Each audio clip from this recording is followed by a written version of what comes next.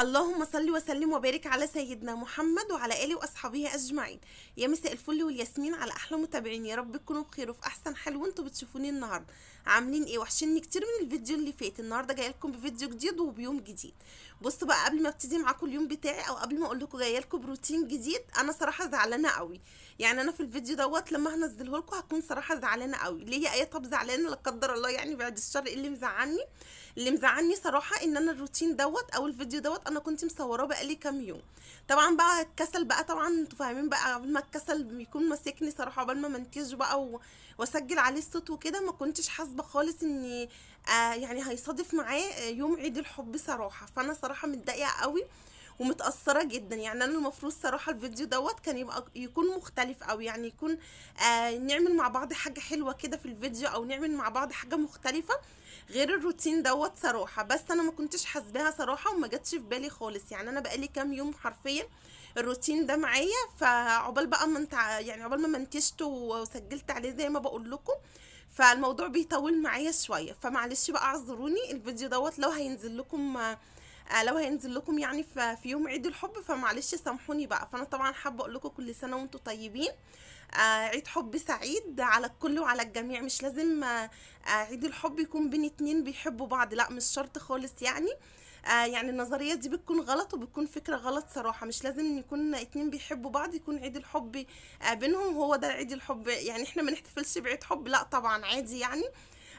اي يعني عيد الحب بين اي حد والتاني بيكونوا بيحبوا بعض، بين الاصدقاء، بين القرايب، بين الحبايب، بين الاخوات، بين اي حد يعني. يا جماعة طبعا انا عارفة ان في ناس ممكن يقول الاحتفال بعيد الحب حرام وكده. احنا مش عاملينه عيد، يعني ما تحطوش في دماغكم ان هو عيد، قد ما هو يوم ممكن اي حد بيسعد نفسه بيه، او يوم بيكون مختلف. يعني احنا صراحة بنتشعلق في اي يوم او اي حاجة تجدد من حياتنا او تجدد من الطاقة بتاعتنا، او يعني تفرحنا اليوم حتى. فعادي يعني ما تاخدوهوش ان هو عيد، يعني ما تحطوش في دماغكم ان هو عيد وكده، قد ما هو يوم سعيد ويوم حلو ممكن معظمنا بيحتفل بيه. المهم بقى، فطبعا زي ما بقول لكم يعني مش عايزاكم بقى ان انتوا تزعلوا مني. طبعا المفروض كنا عملنا بقى حاجه حلوه كده، على الاقل كنا عملنا كيكه وكنا زيناها. كنا عملنا اي حاجه حمرا كده، وكنت عملت معاكم يعني حاجه كويسه. فزي ما بقول لكم بقى، معلش يعني اعذروني. طبعا زي ما بقول لكم كل سنه وانتم طيبين. عيد حب سعيد على الجميع. وطبعا يا رب دايما كل عيد حب وانتم معايا وانا معاكم وانتم في حياتي. المهم بقى، يلا طبعا نبتدي بقى، عشان طبعا انا عملت حاجات كتير وانتم ما شفتهاش. يلا نسمي الله ونبتدي الروتين بتاعنا ونشوف هنعمل ايه. طبعا زي ما انتم شايفين كده، عندي المطبخ كان في اليوم دوت كان صراحة كان يضرب يقلب. يعني انا عندي المطبخ لما بيكون مليان حلل كده ويكون مليان حاجات، وزي ما انتم عارفين ان انا عندي الحلل بتعمل لي دوشة صراحة. فالمطبخ عندي كان متبهدل قوي وكانت حالته صراحة كانت وحشة. فطبعا حبيت ان انا ابتدي بيه، وحبيت ان انا ابتدي الروتين بتاعي بيه. انا صراحة لما بخلص المطبخ عندي او يكون المطبخ مكركب واخلصه، بحس ان الشقة كلها خلصت معايا، وبحس ان انا خلصت حاجات كتير ورايا. طبعا انا الروتين دوت مش الروتين بقى اللي هو اللي انا هدي فيه الدنيا، لا هو روتين خفيف وظريف كده ولطيف. حبيت ان انا اعمله معاكم عشان خاطر اشجعكم. طبعا حابه ان انا اقول لكم في الروتين دوت، يعني مع ان الجو ساقعه تلج تلج تلج انا مش متحملاه صراحه. الجو كمان بيجي بالليل بيكون صعب. او طبعا بقى انتوا عارفين اليومين دول بقى برشام البرد شغال والشاي بالليمون والليمون وكل حاجه. يعني صراحه الناس كلها تعبانه لان فعلا الجو صعب. او يعني انا كنت لسه من فتره كنت بقول ان الشتاء حلو، انا مش حاسه فيه بسقعه قوي زي الشتاء اللي فات. لا بالعكس، اليومين دول بقى جم خلوني صراحة قلت ان الشتاء دوت اصعب من اي شتاء عدى علينا. يعني طبعا اليومين فعلا بيجوا يومين ساقعة كده في الشتاء. بيغيروا الفكرة خالص وبيخلوكي ان انتي تبقي فعلا بيحسسوكي بالشتاء. فاليومين دول طبعا صعبين. انا عارفة ان يعني سمعت ان شهر فبراير هيكون يعني اصعب الايام واسقع الايام في الشهر ده. فهو بقى فاضل كام يوم كده يعدوا على خير ان شاء الله، لاني فعلا انا مش متحمله السقعه ديت، وهي السقعه دي عدوتي صراحه. انا من الناس اللي صراحه ما بيحبوش الشتاء ابدا ابدا ابدا. فنعمل ايه بقى؟ لازم نقوم ندفي نفسنا في شغل البيت. هتقولي هندفي نفسنا يا ايه في شغل البيت وتظبيط المواعين؟ اه طبعا. اما احنا لو ما دفيناش نفسنا في شغل البيت هتدفي نفسك في ايه؟ شغل البيت والله العظيم بجد يعني ممكن الواحد بيكون كسلان عنه، مش هقول لكم لا. مسافه ما الواحد بيقوم وتبتدي ان انت تقومي تتحركي، ما بتحسيش بالساعه. بالعكس والله انا بالنسبه لي مش بحس باي ساعه، ومش بحس باي يعني مش بحس صراحه بالشتاء خالص وانا شغاله. طبعا الدوره الدمويه كانت بتبتدي بقى تشتغل وتسخن جسمنا وكده، فبجد والله انا بحس فعلا دفى جامد قوي لما بشتغل يعني في البيت، حتى لو حاطه ايدي في ميه ولا كده. بس بحس صراحه فعلا بدفى يعني. بص مش هكدب عليكم، انا ما بصبنش المواعين الا بميه سخنه. طول الشتاء ما اعرفش اصب المواعين الا بميه سخنه. يعني انا صراحه في الشتاء الميه البارده عدوتي برضو. يعني صراحه مش بحب الميه الساقعه ابدا في الشتاء، وما بتحملهاش. يعني انا بقى لو هقول لكم ان انا اصب المواعين ديت بميه ساقعه هقول لكم مش هصبنها صراحه يعني.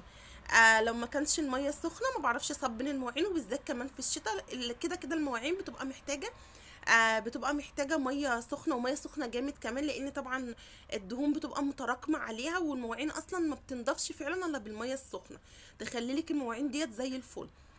طبعا بقى اللي ما عندوش سخان دي حاجة تانية، ممكن تخلي جنبك الكتل دايما تغليه يعني، ومثلا لو عندك المواعين بتاعتك فيها دهون وكده تبتدي ان انت تسيحيها يعني بالكتل، ده بيكون افضل واحسن. بس صراحة ان انا ما بقدرش يعني زي ما بقول لك استغنى عن المية السخنة، فدي بتساعدني كتير يعني بتساعدني. في ناس ممكن تقولك لو صبنتي المواعين بمية سخنة ببرد، فعلى حسب كل واحد ما بيرتاح فينا. المهم بقى طبعا انا فضيت المواعين كده اللي كانت عندي في المطبخ ولميت الكركبه.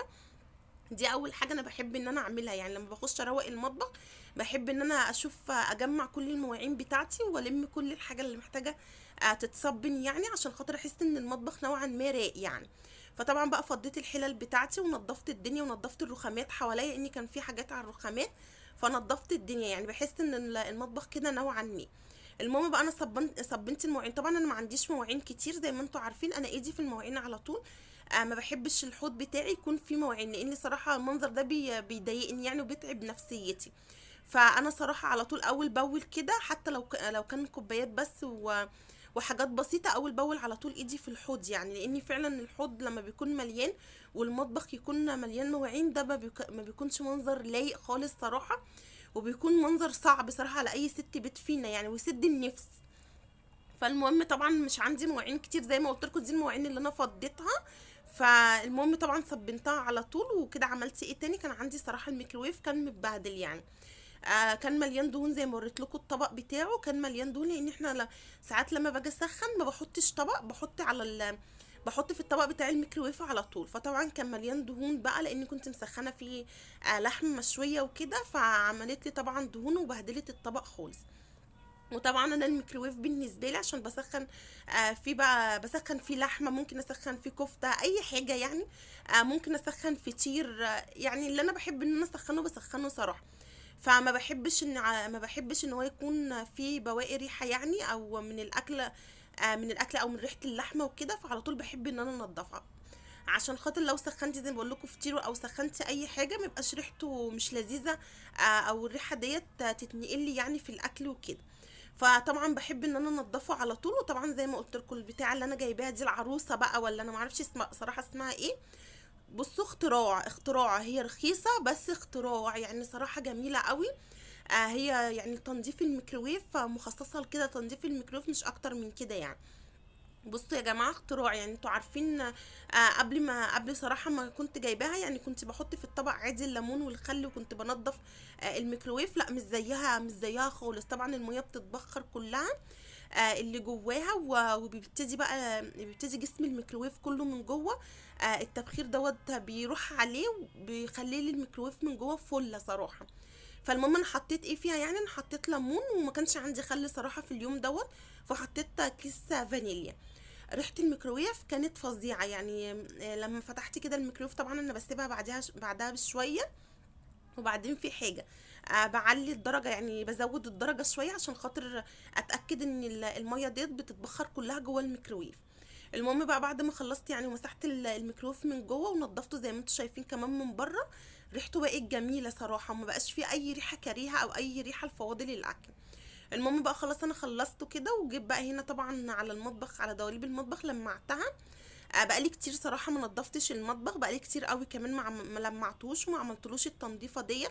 من ساعه تقريبا ما فرشت الشقه وانا صراحه ما عملتش التنظيفه ديت، بس كنت بعمله تنظيفه يوميه اللي هي العاديه، يعني التنظيفه اللي احنا كلنا بنعملها، اللي انت بتخشي بتلمعي الرخامات، بتصبني البوتاجاز بتاعك، بتصبني المواعين وتصبني الحوض، ده تنظيفه يوميه يعني كلنا بنعملها كستات بيوت. ما بنعملش اكتر من كده كل يوم، بس لازم طبعا المطبخ دوت فقرة اساسية او حاجة اساسية كده في حياتنا. كل يوم كده حاجة لازمة، يعني ما فيش يوم ان انتي تقولي مش هخش المطبخ او مش هروق المطبخ، لا طبعا مستحيل صراحة. ان في يوم علينا بيجي على اي ست بيت ما بتخشش تنظف المطبخ بتاعها. فده فقرة اساسية في حياتنا كده زي ما بقول لكم، بس انا صراحة ما كنتش عملت له التنظيفة دي بقالي شوية. وقبلها بيوم كده لما دخلته حسيت خلاص ان هو بدأ ان هو يتكركب يعني، وحسيت ان هو المطبخ بتاعي بدأ ان هو يتبهدل كده. فقلت بقى ان انا الحقه كده اول باول. انتوا عارفين طبعا ان الحاجه الصراحه لما بنحط فيها ايدينا اول باول بتفرق معانا كتير، يعني انا عن نفسي بتفرق معايا كتير. بتفرق في التنظيف وبتفرق حتى في التنظيف العميق زي ما بقول لكم. بتفرق معايا صراحه، يعني بتخليني ما بيبقاش في مجهود كبير عليا، بالذات في المطبخ ما بيخليش ان يكون في مجهود عليا كبير، اني ببقى محتاج بقى الدواليب من جوه متبهدله والدواليب من بره وفي دهون على السيراميك والدهون الجامده. طبعا الحاجات دي بتتراكم لو انت بتسيبي المطبخ بتاعك من كل فتره والتانيه تعملي له تنظيفه عميقه، وده بيكون صعب قوي على ست البيت، وبتبقى محتاجه بقى خلطات وحاجات بقى بتجيبها من الصبانه. وانا صراحه ما بحبش الحاجات ديت، يعني بالعكس انا شايفه ان احنا ممكن نوفر كل دوت لو حطينا ايدينا في الحاجه اول باول. المهم بقى طبعا خلاص انا كده اكون خلصت المطبخ طبعا. انتوا شفتوا انا عملت ايه يعني، فكنت بتكلم معاكم وانا شغاله. المهم طبعا انا كده نضفت، يعني هو برضه انا ما عملتش التنظيفه اللي هي الجامده قوي، بس كان المطبخ بعد التنظيفه دي بحس الصراحه ان هو فاق كده، يعني انا بحس ان المطبخ بتاعي فاق كده ورجع يلمع كده وبقى نضيف يعني. ما بحسش فيه اني باي كركبه بيني وبينكم، والله العظيم لما المطبخ بيكون عندي متكركب او محتاج ان هو يتنضف وانا بكسل عنه. لو اي حاجه بسيطه اتحطت على الرخامه وهو صراحه متبهدل بحس اني المطبخ بتاعي لا ما مش نضيف مهما نعمل فيه صراحه، ما بيكونش نضيف. بصوا صراحه كده فاق يعني وراق، والحاجه صراحه لما بتنضف بتحسوا بهدوء في المكان مش طبيعي. المهم بقى طبعا انا خلاص خلصت كده والمطبخ وكده انا حسيت ان الشقه كلها عندي نتفت رجعت نضيفه تاني. المطبخ والحمام هم اهم حاجه في الشقه، والغسيل دايما بقول طبعا بنسى الغسيل في كل مره، بس هو الغسيل صراحه يعني عايزه شقتك دايما تكون نظيفه. التلات حاجات دولت دايما تنضفيهم ودايما يكونوا عندك نضافه. المطبخ والحمام والغسيل اهم تلات حاجات يعني او اهم تلات اساسيات في النظافه صراحه. المهم بقى خلاص يعني خلصت كده، وهنا بقى دخلت على اوضه النوم، وطبعا عندي برضو شغل فيها كتير، يعني انا عندي في اليوم دوت كان المطبخ وكانت اوضه النوم اللي كنت محتاجه اغير الفرش بتاعها صراحه. برضو المفرش بتاعي دوت خلاص اتحمل كتير بقى، وهو اكمنه فاتح فبيبان فيه صراحه الالتساخات، بيبان فيه البقع. فكده كده عموما انتوا عارفين يعني الحاجه الفاتحه ما بتتحملش كتير. المهم بقى قلت ما بديهاش يعني في اليوم دوت. كانت اوضه النوم عندي برضو كانت محتاجه صراحه تنظيفه عميقه كده مني، وكانت محتاجه ترويقه يعني. فهو اليوم دوت صراحه ما عملتش حاجه اكتر من كده، هو ده اللي انا عملته يعني في اليوم دوت. بس حسيت صراحه ان انا اتنشطت كده، وحسيت ان انا يعني حسيت ان انا اتدفيت صراحه في اليوم دوت يعني. ما عملتش حاجه بميه عشان ما اكدبش عليكم، وما حطيتش ايدي في الميه خالص صراحه في اليوم دوت. بس مجرد لما احنا بنقوم وننظف احنا مش هنفضل برضو قاعدين تحت البطاطين يعني، لا يعني مستحيل ان احنا هنفضل قاعدين على السراير وفاردين البطاطين كده، مش هتقومي تعملي حاجه خالص في يومك يعني. لو قمتي فضلتي بقى مبرده نفسك كده وقعدتي تحت البطانيه، لا وطب شويه طب ساعه طب نص ساعه وهقوم انا مش ورايا حاجات كتير، وطبعا معظمنا بيعمل الموضوع دوت. انا عن نفسي ببقى مكسله اصحى من النوم صراحه، يعني بعد طبعا الجو بيكون ساقعه قوي وانا طبعا بكون دفيانه. ببقى مكسله بفضل بقى انا بعمل الموضوع دوت صراحه لما اجي اصحى من النوم. طب نص ساعه طب لسه بدري. طب انتي ما وراكيش حاجه النهارده، ما وراكيش حاجات كتير. طب هقول لك بلاش نصور النهارده، نأجل التصوير النهارده. فصراحه بكون كسلانه مش هكدب عليكم وبكسل نفسي، حاجه من جوايا كده بتقعد تكسني. فطبعا لا في الاخر برضو لا لازم اقوم، يعني مفيش مفر ان انا لازم اقوم. فكده كده طالما هنقوم نعمل اللي ورانا، فنقوم بدري احسن، ونسيبنا بقى من البطاطين. لازم طبعا ان انت تقومي تروقي مكان ما انت مثلا كنت نايمه وكده، ولازم البطاطين تتهوى والفرش بتاعنا يتهوى، وان احنا ننفس الشقه برضو، ونغير من ريحه نفسها، ونجدد الهوا فيها. فده مطلوب يعني، مش عشان الجو ساقع ان احنا بقى نكتم والكمكمه وريحه الشقه تبقى مش لطيفه، ونرش معطرات ونشغل بخور ونستكفى بكده عشان الجو ساقع وعشان خاطر العيال.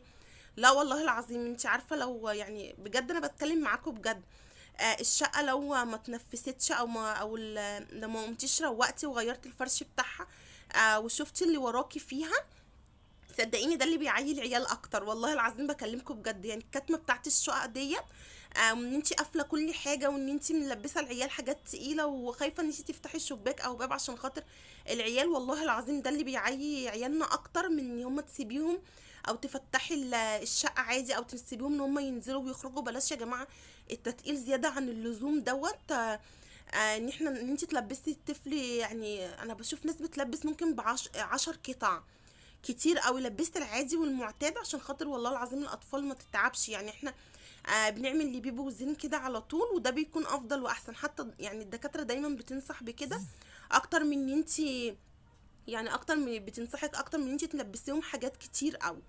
فالمهم بقى طبعا، زي ما بقول لكم يعني، فلازم ان احنا نقوم ونغير ونتنشط كده عشان خاطر تحس ان في طاقه ايجابيه دخلت الشقه عندك. المهم بقى طبعا انا عملت ايه، طبعا انا شلت بقى الفرش بتاعي كده، وقلت ان انا هغير الفرش بتاعي كله النهارده بتاع الاوضه، ومحتاجه ان انا اغير صراحه اغير يعني من فرش الاوضه، واغير اجدد كده الهواء في الاوضه ديت. فالمهم بقى طلعت فرش نضيف زي ما انتم شايفين كده، وابتديت بقى ان انا المع الخشب بتاعي كله، لان كنت محتاجه صراحه انضف الاوضه كلها يعني. فالمهم لمعت بقى الخشب بتاعي وزحت كده التراب من عليه. بصوا تحسوا ان الاوضه صراحه بتفوق، يعني انا عن نفسي صراحه بحس ان الاوضه فاقت. يعني اول ما بغير الفرش بتاعها واروقها وكده، بحس ان الاوضه اختلفت معايا كتير، غير لما بيكون الفرش هو او ان احنا بنعمل تنظيفه يوميه كده عاديه. المهم بقى طبعا انا طلعت المفرش دوت، وقلت ان انا بقى يعني برضو ايه اغير كده، يعني مع اني طبعا كنت فرشه مفرش فاتح، فقلت اغير يعني شويه. المهم فرشت عليه الملايه ديت، صراحه بحب افرشهم مع بعض قوي، بيبقى شكلهم جميل، يعني بيدوني شكل للاوضه حلو مختلف، يعني بحس صراحه ان بيدوني شكل مختلف يعني. فالمهم بقى خلاص انا كده كنا خلصت يعني، وزي ما قلت لكم ما عملتش حاجه تاني صراحه في اليوم دوت. بس يعني انا استكفيت ان انا عملت كده وبشفط الشقه، يعني مش هكدب عليكم، بس دي انا عملتها مع نفسي يعني، ما طولتش عليكم. ولازم طبعا يوميا لازم اشفط الشقه بتاعتي. تشفيط الشقه كل يوم والله العظيم بيفرق، فعلا بيفرق، صدقوني كتير قوي قوي. بيفرق في ان انت دايما الارض عندك تكون نظيفه، دايما السجاد بتاعك يكون بيلمع كده، وان انت تشيلي من عليه التراب.